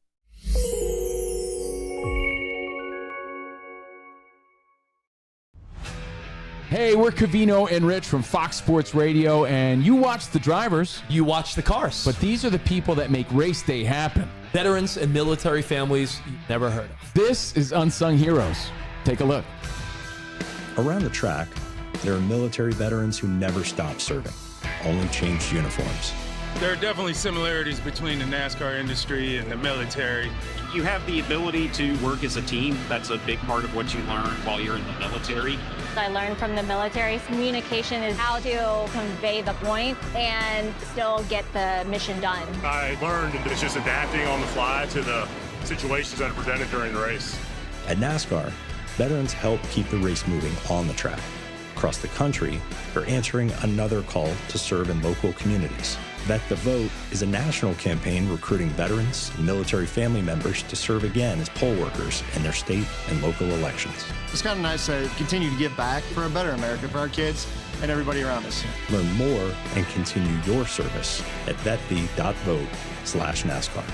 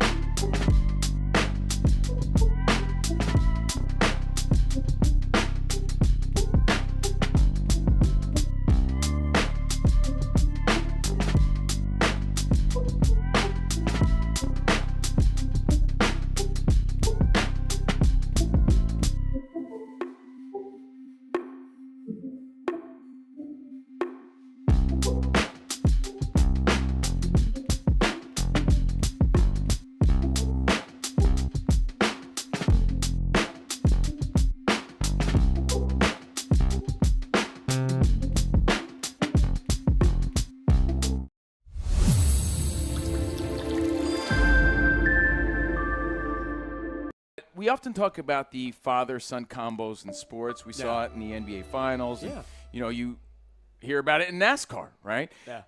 Here's one you don't see that often, and I'm just setting up the conversation here. You know Jacoby Shaddix of Papa Roach? He's been doing it forever. Cut my life into pieces. Yes, that one. That Jacoby Shaddix. That guy, yeah. So he was performing. The stars remind me Yes. that the past is real. Somehow they look exactly the same, and they still sound great, and they're still making new music. Yeah. And Papa Roach, I mean, if you're into butt rock and angry divorced dad rock. You're an angry divorced dad. And Rich, remember how your first program director taught you not to sing on the radio? No, he told me I have the voice of an angel. Well, no, we always refer to sports when it comes to, like, father-son moments. But like father, like son, Jacoby Shaddix was performing, Papa Roach was performing in Europe. And they were doing a new song called See You in Hell. And there's a whole rap breakdown in the song. Sounds romantic. And no, but his son goes out there. And his son's not like some little boy where it's like, oh, isn't he cute? Like, he's a grown man now. Yeah. And his son gets out there, and he just rocks the stage. So think about what a proud dad moment. Like, I'm proud of my dad, and dad is proud of me because there's an ocean of people there rocking out to your dad. And then you get your opportunity to grab the mic and spit out some rhymes and rock it. And Jacoby's just sitting there watching his son dominate the stage like father, like son. It's like you and your dad, a chip off the old blockhead. You know what I mean? Like, these are proud moments. It's so cool to see your son deliver, your kids deliver, and just see your son prosper in that way. It's so weird. It's just a random moment because you don't see in music that often the kid take on where the dad left off. You were just telling me the other day, you bird brain. You were What? just telling me you bought the new Sublime album, and the son sounds cool. just like his father who It's passed away. insane. It is insane how he captured Jacob Noll, captured the spirit, not just the sound, but the spirit of Bradley Noll, his dad, former lead singer of Sublime. There's a brand new album out. It's such a great example, Rich. It's so cool to see the father-son connection, not only in sports, but in music. And I'll tell you what, when you're hanging out, celebrating your dad, watching NASCAR this weekend, watching some World Cup, throw on some Sublime and see and listen to his son and just see how the spirit lives on through the kids and Jacoby's son and what they're doing. And it's just really amazing, Rich. And it's something that we don't talk about a lot because it's always sports. Like, man, you see, hey, Brunson's dad is a coach. Like, you know how many people didn't realize that Brunson's dad played for the Knicks until this past NBA Finals? So I got a two-part doozy, as you like to call it. Yeah. I want to know your favorite father-son sports or entertainment moment. Okay. And then if you want to throw in, like, is there a fun – I want to keep this sort of fun and light. Is there a life lesson your dad or grandpa taught you? Is there like a life lesson like, hey, son, hey, grandson, always do blank? Because I got 3 sports moments that I think are my top 3. Robbie Cano's dad pitching to him in the home run derby and him winning. That was amazing because that was the first time we saw that, too. Yeah. I mean, first time I remember seeing that. Brunson in that video that was released where his dad was training with him years ago, and for that to come to fruition now in the NBA Finals and his dad being part of the coaching staff. Yeah, that's unbelievable. insane. And the other one is a video we saw when we were all kids. It was always on those Warner Wolf plays. Sports, no gloves, no boring ground game. Just insane knockouts and viral moments. Watch live events, past events, and more. Just $7.99 per month. The BKFC app at bkfc.com.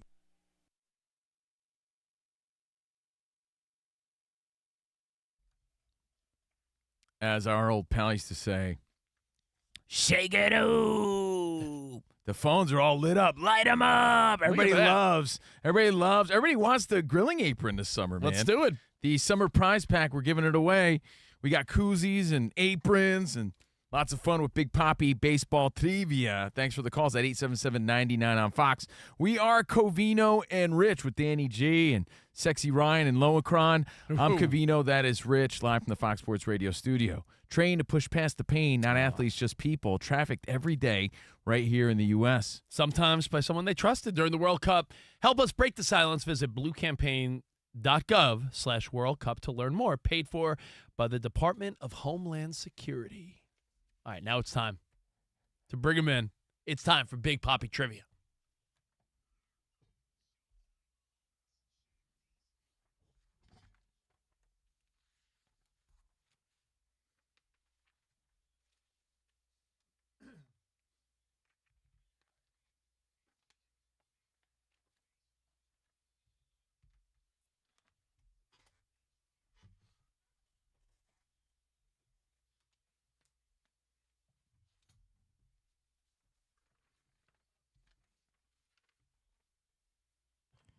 All right, FSR Security walking our broke Papi into the main studio. Hey, very good to be here.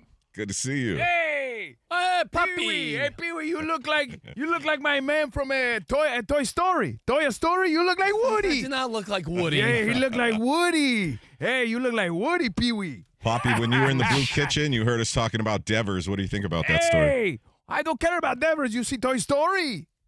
I'm going to see it with the kids, I think, next weekend. Duke Kaboom. I like Duke Kaboom. Duke Kaboom. I go Duke Kaboom. Yeah.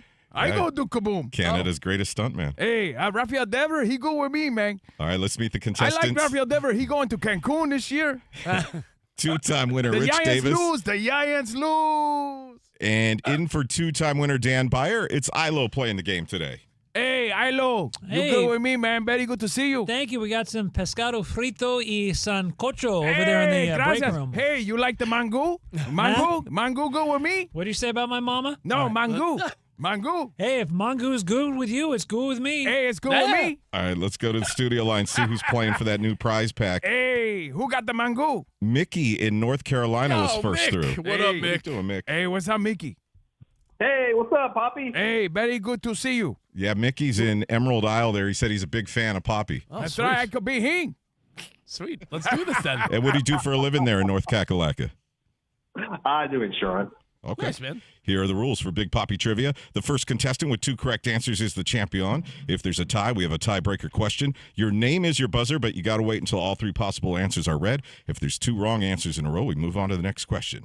Are you ready? Here we go. Play ball. Okay, Big Papi baseball trivia. Who was the first player to hit 500 home run like Big Papi and have 3,000 hit? A. Tay Williams, B. Willie May, or Hank Aaron? C. Mickey. Mickey. Willie Mays. No. No, but you go with me. Stud Muffin. I mean, Isaac. Isaac for the steal. Hank Aaron? Hank Aaron's correct. Oh, there you go. Boom. He say Star Muffin. He say Star Muffin. Yeah. Hey, Isaac, you go with me, man. Yeah, Hank got there on May 17th, 1970. Hank Aaron, he very good. Yeah, first to hit 500 home runs and have 3,000 hits in his career. He very good. Ilo on the board right off the bat. We go to round 2. Okay, my dog Pee-wee, you look like Woody from a Toy Story. I do not, but thank you, Big Papi. Derek Jeter, and who else are the 2 players in MLB history to win the league MVP, World Series MVP, and All-Star Game MVP? Ooh. Oh, okay. A. Mike Schmidt. B. Willie Stargell, or C. Reggie Jackson. That's a good one. Rich. I feel like it's Schmitty. No. Hey, Mike Schmidt, he better go. What do you think? Shot Mickey or what? Mickey. Let me try it. Willie Stargell. Yeah, bam. Really? Good one. Yeah. Good one. 1979. League MVP, World Series MVP, and All-Star Game MVP. Yeah, can I give an additional bonus question, Big Papi? Is that okay? Hey, it's okay with me. Okay, good. When Willie Stargell won the MVP in 1979, it was a co-MVP. Do you know who it was with? Big Papi. a guy that I mentioned a bit because of my team alliance. Maybe Andy Van Slyke or something like that. It was with the Mets during that time. Was it Woody? No. Keith Hernandez. Mustache. As a Cardinal. Oh, he was a Cardinal then, not As a Cardinal, Keith Hernandez and Willie Stargell were co-MVPs. I thought Willie Stargell was I thought he was a pirate. All right, so Ilo and Mickey both on the board. We go to round 3. Hey, Big Papi, I could be hing, round 3. He said Rusty Staub. That's a good. What a throwback, right? What was I once quoted saying about fun?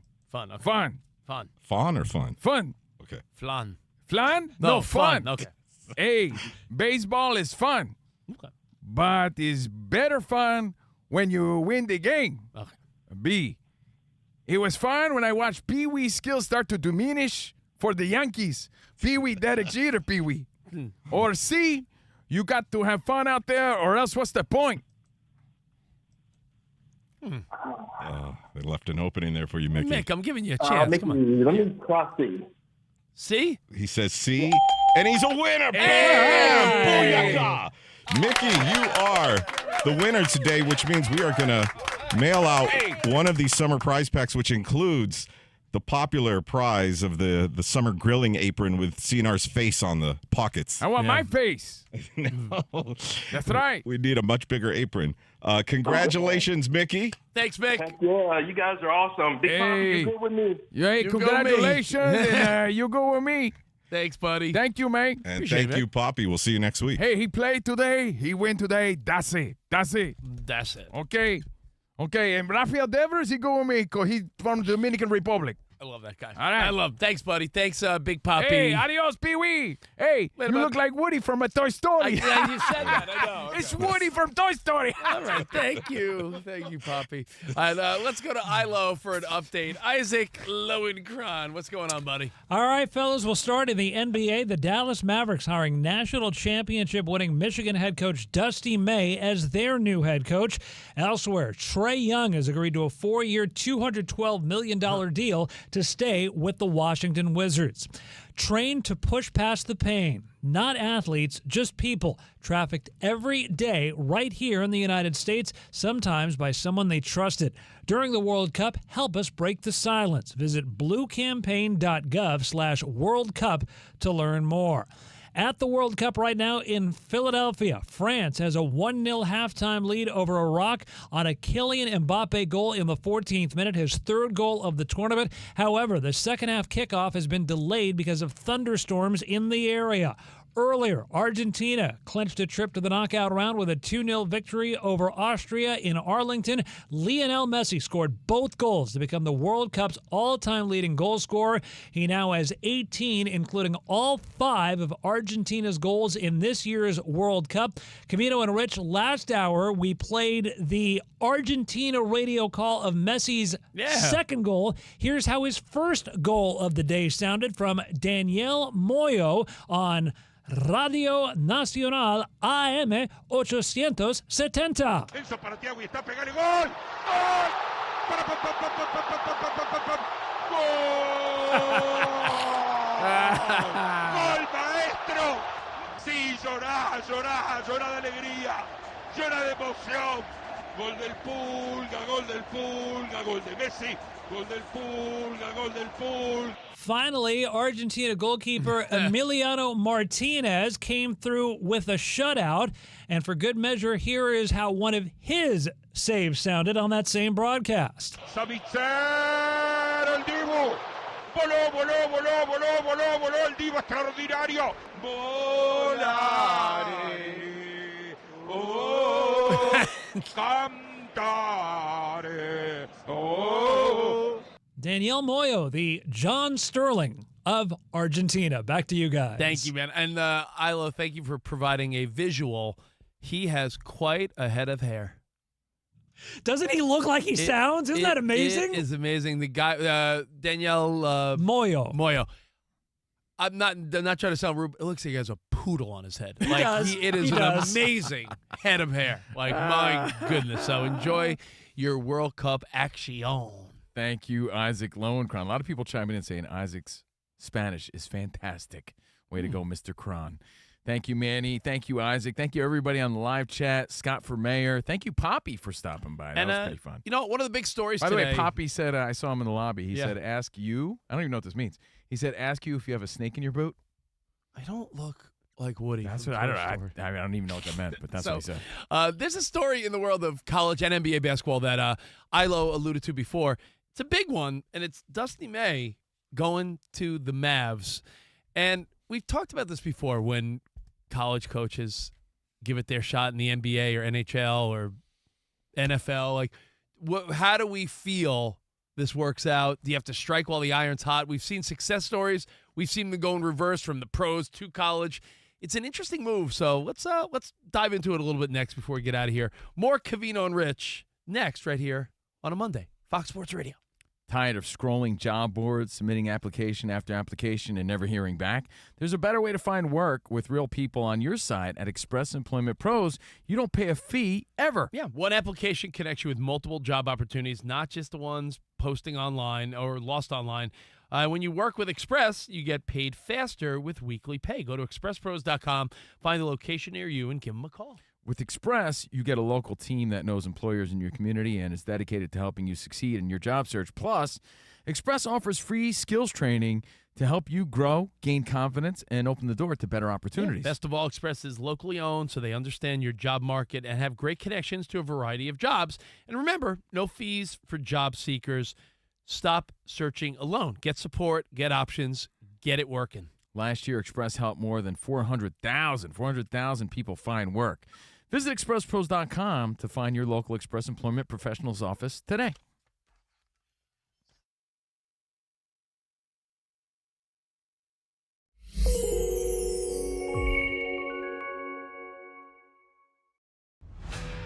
Hey, we're Covino and Rich from Fox Sports Radio, and you watch the drivers. You watch the cars. But these are the people that make race day happen. Veterans and military families you've never heard of. This is Unsung Heroes. Take a look. Around the track, there are military veterans who never stopped serving, only changed uniforms. There are definitely similarities between the NASCAR industry and the military. You have the ability to work as a team. That's a big part of what you learn while you're in the military. I learned from the military, communication is how to convey the point and still get the mission done. I learned that it's just adapting on the fly to the situations that are presented during the race. At NASCAR, veterans help keep the race moving on the track, across the country, or answering another call to serve in local communities. Vet the Vote is a national campaign recruiting veterans and military family members to serve again as poll workers in their state and local elections. It's kind of nice to continue to give back for a better America for our kids and everybody around us. Learn more and continue your service at vetv.vote/NASCAR.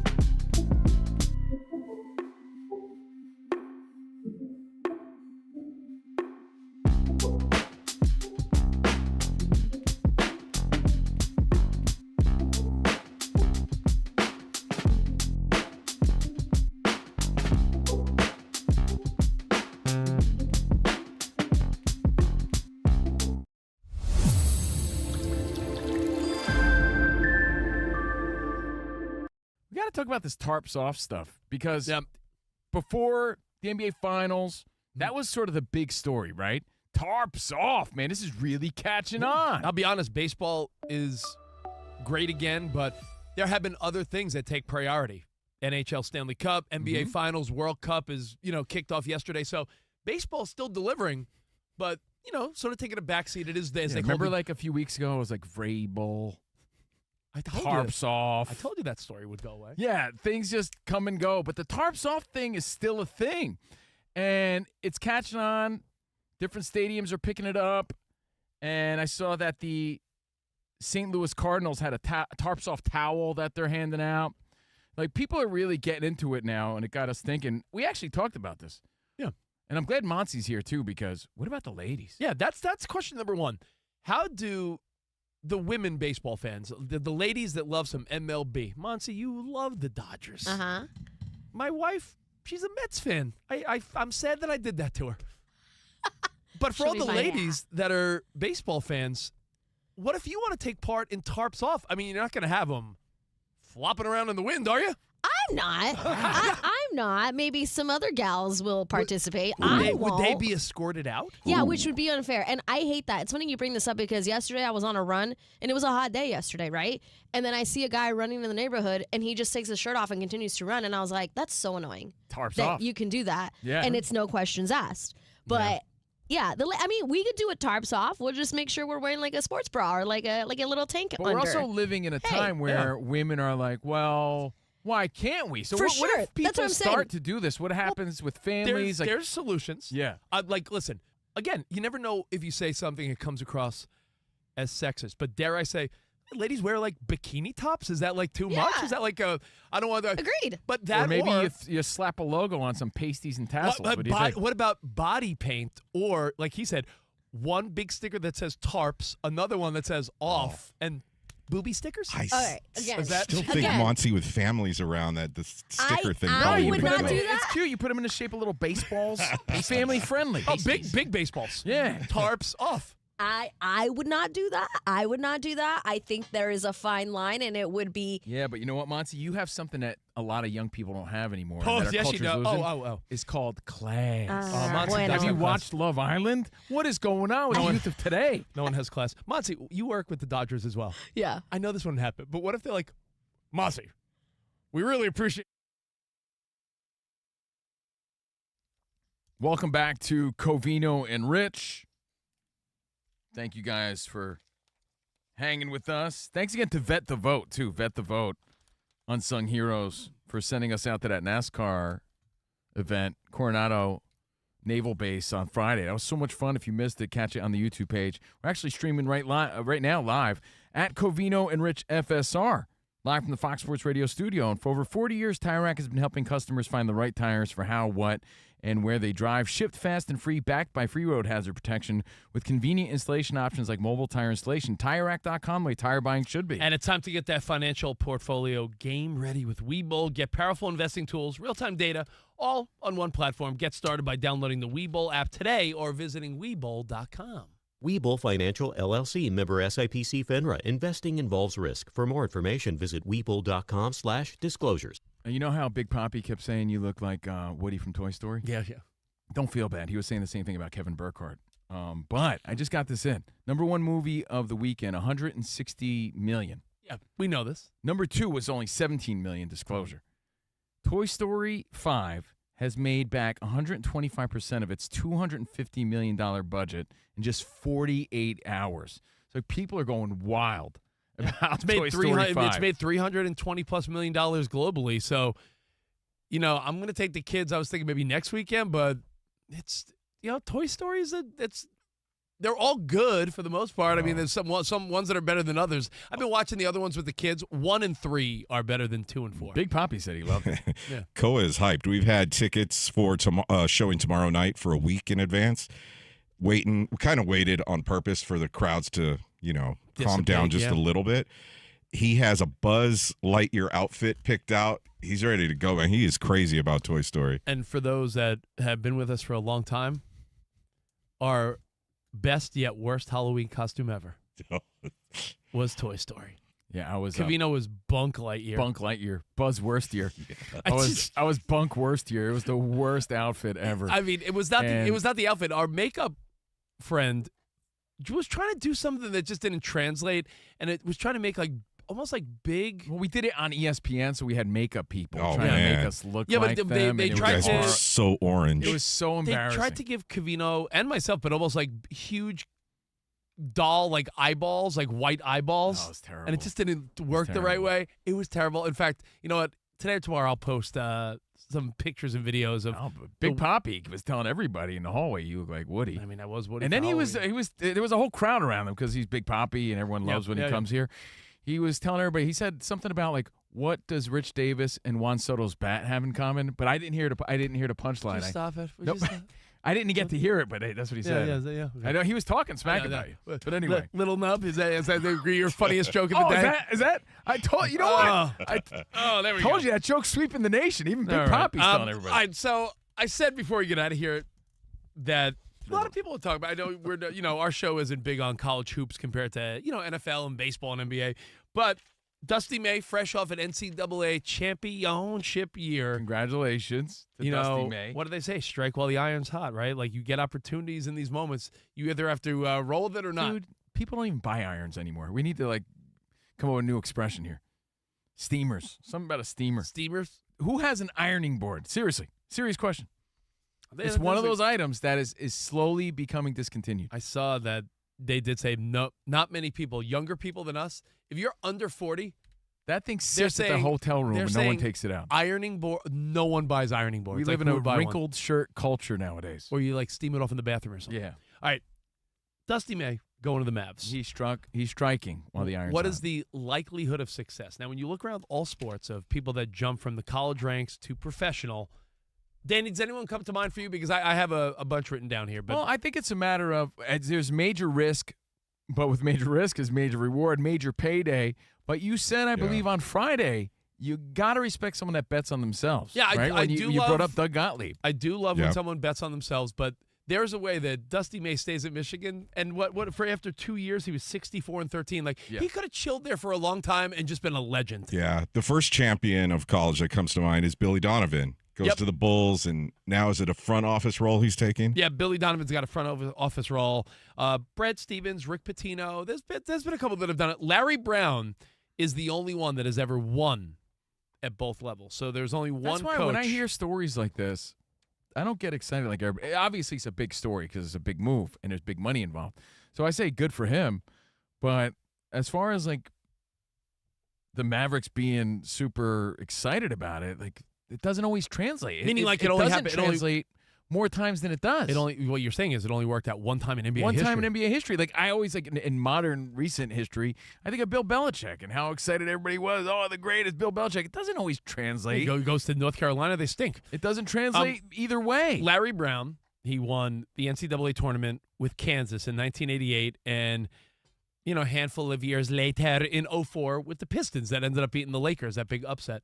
So Larry Brown is your one person. Now, in football, you had Jimmy Johnson, University of Miami, champs, then goes to the Cowboys, champs. So success with Jimmy Johnson. Pete Carroll, USC, success with the Seahawks. Tom Coughlin, Boston College, Jacksonville, and then won a Super Bowl with the Giants. And right now you're seeing Jim Harbaugh, who went from almost winning with the Niners, going to Michigan, winning a national title, and now giving a shot with the Chargers. So football seems to be more of a recipe for success than the NBA.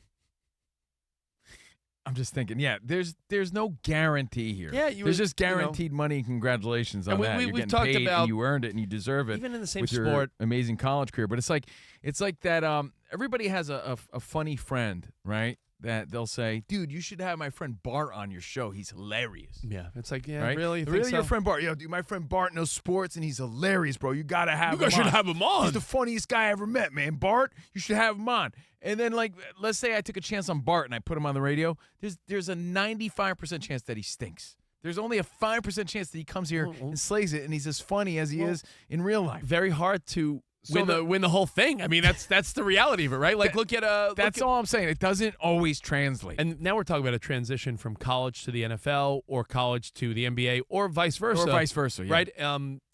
Oddly enough, even within the same sport, it's never guaranteed any type of success. Like no offense to your boy Joe Torre, who was a legend as the Yankees skipper, won a bunch of World Series. But before the Yankees, he wasn't a good manager. And after the Yankees, he wasn't a good manager.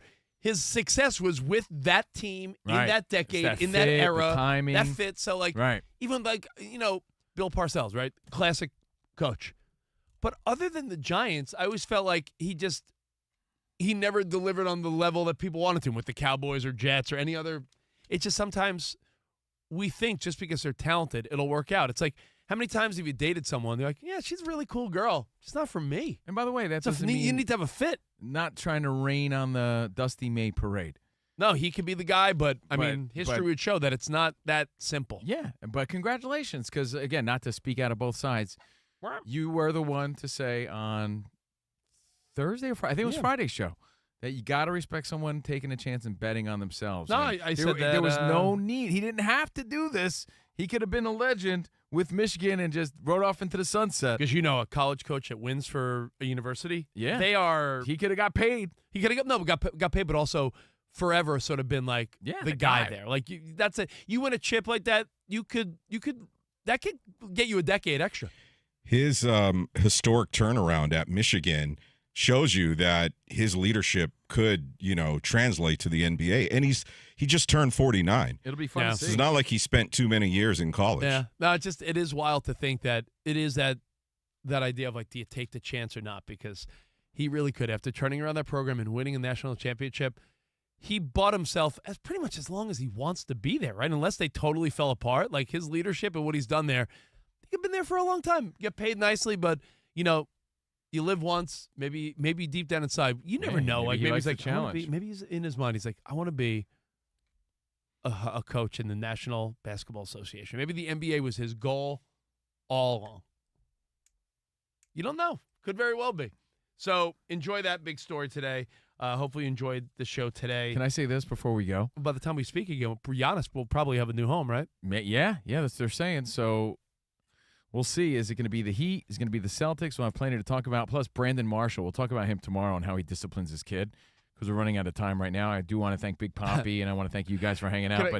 But is it lame of me to, when I'm done with Love Island, of course, which I don't watch by choice. Well, stop it. I don't. My girlfriend watches it. So what am I going to do? Leave the house? I really do like America's Sweethearts. Does that make me lame? There's a new season. Wait, hold There's on. a new season How would on it make? Netflix. How would it make They're you hot lame? Yeah, cheerleaders. how would it make you lame to follow like hot Dallas Cowboy cheerleaders? Because I don't know. It's a really because aside from that, If you were more excited about the choreography than the girls, you then made yes, me maybe. think of it because you said, for all we know, it's Dusty May's lifelong dream to coach in the NBA, right? Yeah. It's insane to see how these girls, since they were little kids, their lifelong dream is to cheer for the Dallas Cowboys. you know what? They put everything into it, bro. They put so much into it when most of the fans are like, yeah, whatever, they're hot. Like, let's get back to the game. But when you realize how much goes into it, they're becoming big stars. Well, I'll tell you this. Season 3 is a whole other ball game you might want to check out. Yeah. It's on Netflix now. Well, I'll tell you this. They haven't been cheering hard enough for the last 30 years. I'll tell you that. You know what? You're right about that. Cheer but harder. It's like they don't know the moves to Thunderstruck by now. I know them. They dance to the same song every time. Is that your dream since you're a little boy? That's the song they come out to. Are you going to be the male cheerleader? It's worth the watch. It's on Netflix if you want to check it out. All right, we'll see you guys mañana. Enjoy your Monday night. Hey, and like I said, Giannis will probably have a new home, and we'll see you then. All right, until tomorrow. Arrivederci, baby. See you in the promised land. Goodbye. Later, guys.